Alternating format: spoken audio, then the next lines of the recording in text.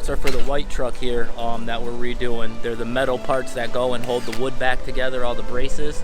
So I'm gonna be setting them all up on the pallets here to get it so I can blast them, and then I'm gonna take all the paint and everything, the rust, all that off.